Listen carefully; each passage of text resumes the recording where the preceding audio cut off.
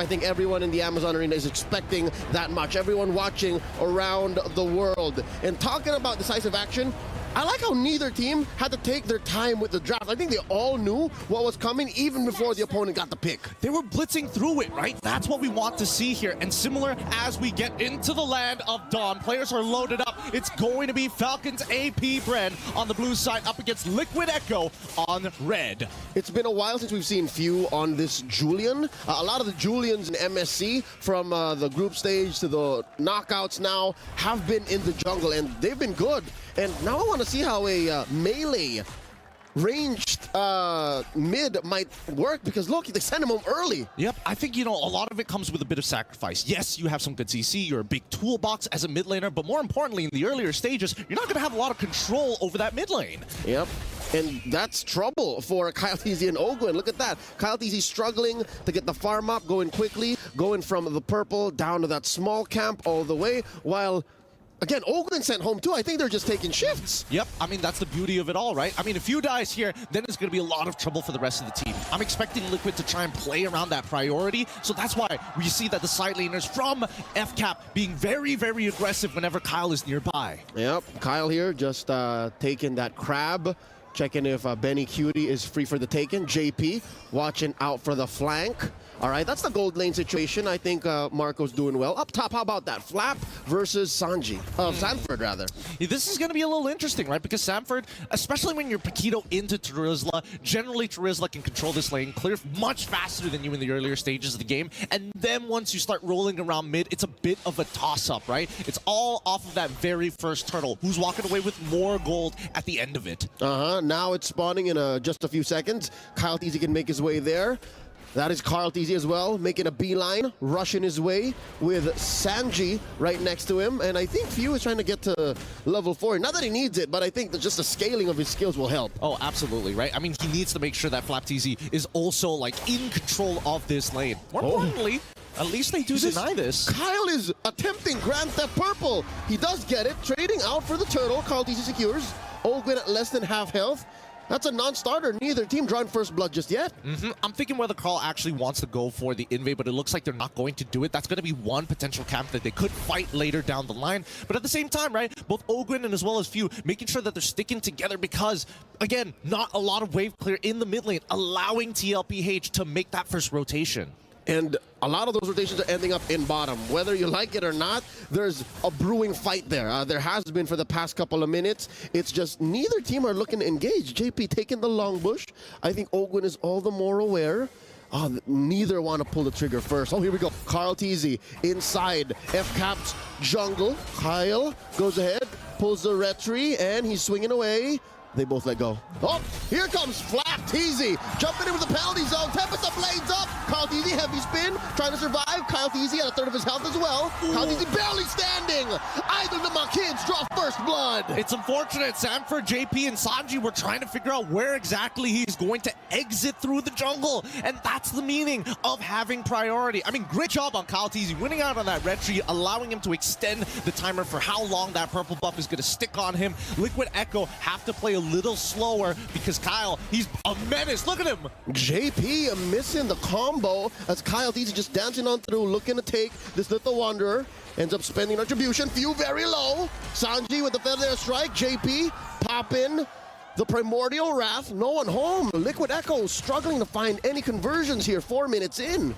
And even for Marco, he's honestly doing a really good job trading against Benny QT down in this lane. We'll double check on how much gold has been distributed because we did see a couple of river crabs going over to Benny's side. Now, 7 seconds left, right? Next turtle is going to start spawning. I think Liquid Echo really need to think about how exactly they're going to attack the map. They can't just focus on Kyle. And yes, you want to be able to relieve pressure from Benny QT, but sacrifices need to be made. All right. Luckily, it was Liquid Echo who secured the first turtle. So they have that economic advantage, and that's what keeps this gold lead relatively close. Falcons APBREN barely about 600, 800 ahead. Sanford catches a face full of a Fuse combo, and Flap TZ and Ogwin pulling turtle over their side. 1v1 between Few and Sanford, putting Sanford about a third of his health. Oh, wow. Flap TZ acting as the enforcer, keeping Carl TZ at bay. They're going to be rotating around here. Oh, even Feather Airstrike commitment? That's a huge skill spent by Sanji. Oh. With no one Fury forcing Sanji to flicker back out. Kyle TZ secures the turtle, coming in, jumping through the walls. Carl takes it out on Ogwin. That's one down for Falcons. APBREN. Now Sanford looking to knock out the Filipino cannon. In comes JP, the flicker out from Flap. Few still dueling with JP. In comes the kill. That's two down for Falcons. APBREN. JP still up. Kyle TZ takes him out. Few takes out Sanford. Huge trades, delayed wins for the Falcons, but Liquid Echo left reeling. Ooh, boy, what a trade. What an extended fight this is. And it's not over yet. Tempest the Blaze off. They know his flicker was spent. They calculated every moment. These battle spells are such a big indicator of who they want to punish, right? You overextend, you want to keep up with them. You want to make sure that they're always creeping on their leads. Let's look at this replay one more time, right? Because after the Minoan Fury, this is starting to look like an awkward situation. Sanford's realizing, hold on, we got to wait for Few to start throwing out those abilities. Once this Julian doesn't have anything, that's when we go in. Falcons APBREN really made the most of the few bodies they had. If I'm not mistaken, Liquid Echo, for the most part of that short, maybe 30-40 second engagement, had the numbers advantage. They did, but let's pull it back for a second, because now that we're looking at the goal, we can see the real economic difference. Hold up, wow, okay. Trying to dive Super Marco like that. Hey, the bulletproof vest still on. Yep, has yet to die, but also has yet to take any kills. For the past 6.5 minutes, goal lane has been relatively mum. Now, checking on the items here, that is just 200 between Benny Cutie and Super Marco. Well, considering everything, that's actually not too bad. The biggest lead that we are seeing is between the... Oh, boy. 40. Dodges it, still alive, gets a knockout punch. Oh, Kyle no. TZ's down. Sanford gets the KO, outplaying Kyle TZ. Oh, that's so unfortunate. He was stutter stepping in the wrong directions, thinking that, like, hopefully, am I still on the wall? Wait. Few catches a couple of volleys from Sanji's feathered airstrike, lets him go. Now the turtle fight. Yep, they're gonna have to take their time here. We're still waiting for that Minoan Fury. Oh! The onward by JP, forced to use a primal wrath. Flap TZ, hammering away Benny Cutie, hitting that turtle to secure by Liquid Echo. Carl TZ with a heavy spin. It's great. It's looking so good for now, but they back away. Now, with Carl TZ, he's timing. Oh! Oh, Sanford! Oh! Dashing through the iframe, keeping him up. No! And now Kyle TZ looking for the punish. Tempest ablaze into the sky.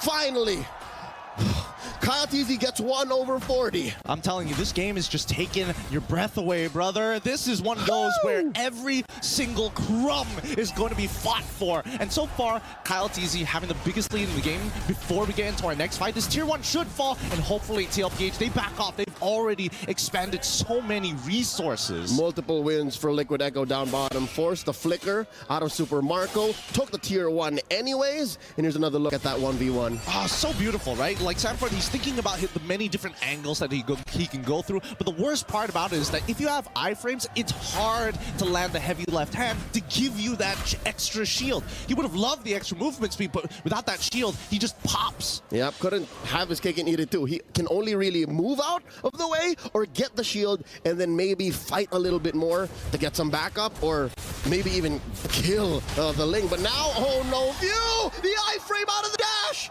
Survives that 2v1. Now in comes Kyle TZ again. How about it? Kyle versus 40.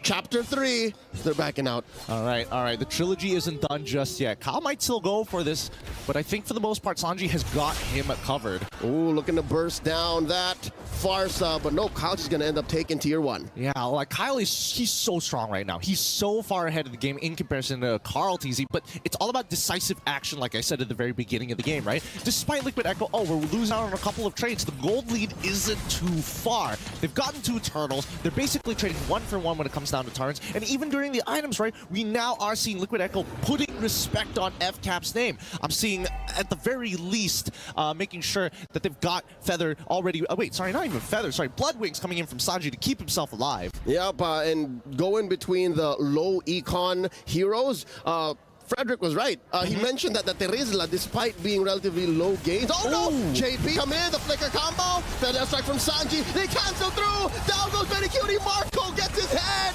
Sanji's down as well. Kyle TZ diving into the back line, finding him. 40 looking to flank him as well.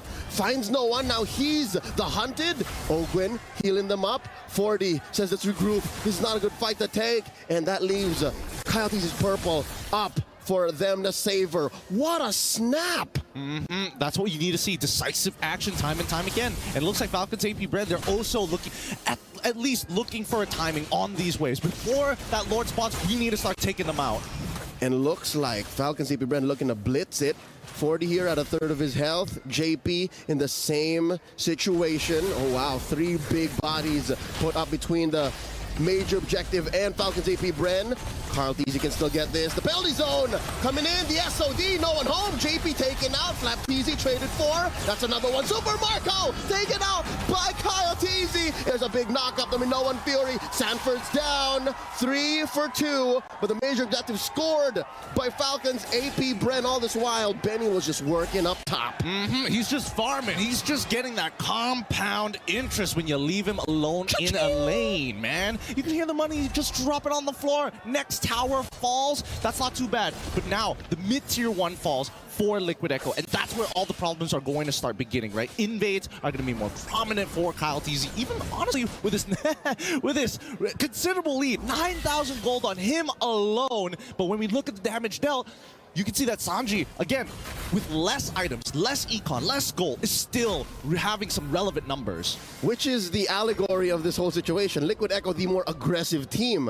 If you try to take out Sanji, you still have Benny Cutie and Sanford to deal with. That's not a clear go at a team fight because there's so many damage sources for Liquid Echo. So with that said, Falcons APBREN are playing the map. A huge put up top, in mid, down bottom. Carlteasy did leave that there. Now Carlteasy, he has a big question to answer, like, who do I hit with a heavy spin? He's only been using it to disperse, really. Pretty much. I think he's been also just holding it for as long as possible during these turtle fights as well. I mean even the Lord fight, he basically wasn't even there, so I can't even say just yet. But now, with the Guardian's helmet, that's going to keep him alive a little bit longer. However, Falcons APBREN, at this point of time, right, after the Lord push, really good punish, right? You found 2 kills, you got the Lord, but now you've gotten every single outer turret. You can see now there's a much clearer lead for Falcons APBREN. 5,000 gold, now looking to extend it to at least 6 or 7 if they don't lose the next fight. Yep, the biggest so far in this 12-minute bout. Now the purple in jeopardy for Liquid Echo.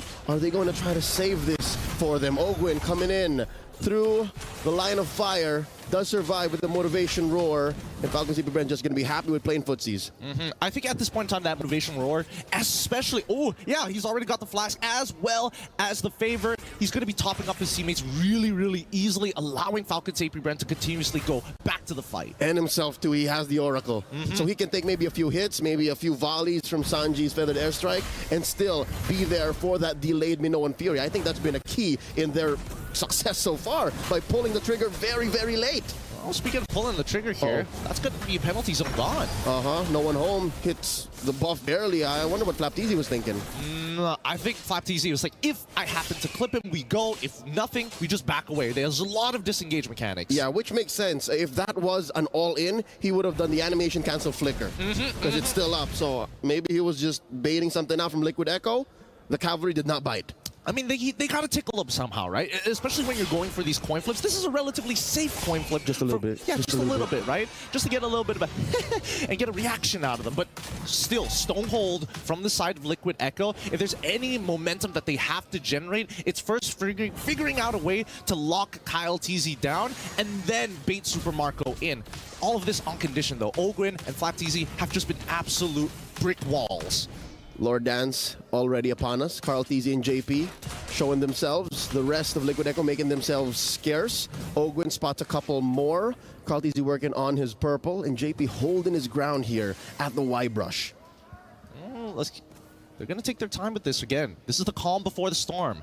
The waves are pushing in. It's not in the favor of Liquid Echo. They've got to do their housekeeping while Falcons continue to somewhat play this dance. They don't want to overextend here walking into that Y-brush, but now that they know where Carlteasy is, that's a lot of relief. That's right. I wonder if they know where Sanji is too, and Benny Cutie. Sanford just barely making his way to the fight. Ogwin catches a few hits. The Sanji already spent up. Taps the blades up. Down goes the Farsa. Minoan Fury to the back line. Benny Cutie spearing away for his life. Carlteasy gonna be kiting through. Few catches Sanford. Puts him down to less than half health. Same situation for JP. JP coming in. Earth Shatter and onward. No one home. They let go of the conceal by JP. Gonna try to relocate. Caught by Few. Flickering back. Oh, caught in, and there's a jump by Marco. Gets caught into the wall. They need to kite through. In comes a penalty zone. He's hit hard, and now they're jumping forward to Marco on Sanford. Oh, he finds one and another. 2 free kills for Falcons AP. And Kyle Teasy in trouble. Not before he takes out Kyle Teasy. Teasy's on the ground.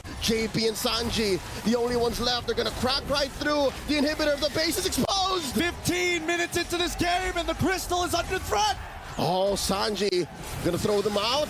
Can he? There's a wave. The Minoan Fury spent in. They gotta respect the firepower. There's no wave in mid. I mean, 13 seconds on Benny Cutie and Sanford. Can he hold? He's gonna drive. Penalty zone's out. They force it through. They're gonna force it through. The brute force damage of Falcons APBREN. Draw first blood in this best of 5. What a game here to kick